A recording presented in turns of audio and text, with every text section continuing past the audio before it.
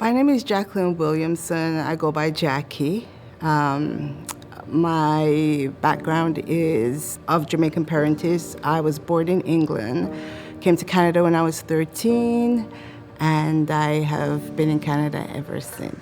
I got into the field because my mom was a registered nurse in England, and I felt that as a woman, it wasn't really even so much as a black woman, it was just as a woman. If I was to be married and I wanted to take care of myself or my children, or I was to split up, that I would be able to take care of myself. And that was one of the ways where in any country you could get a job.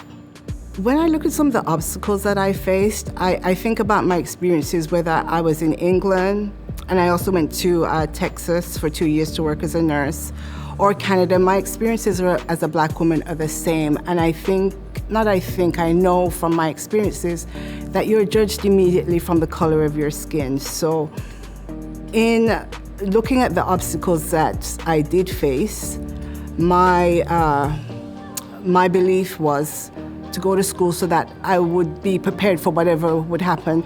And if I was not to get a job, what is the reason why I didn't get a job?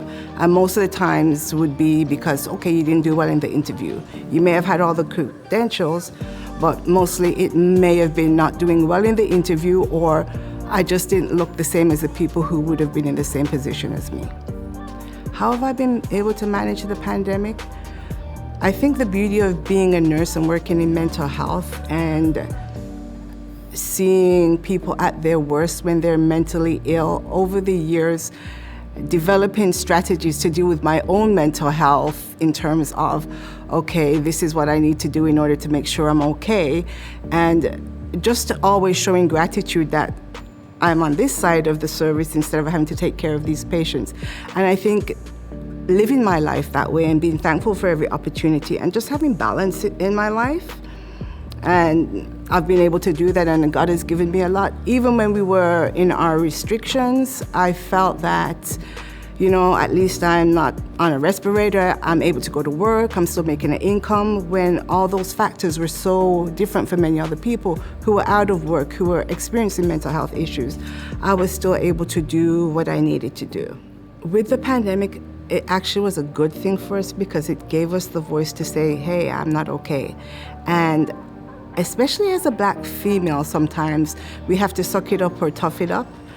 And I look at, also working as a professor and having a lot of black students who come to me, and even before the pandemic, realizing that when we suffer from anxiety, we're supposed to suck it up and, act tough and do what we have to do because, again, the strong black woman. And it's not wanting to be seen as that.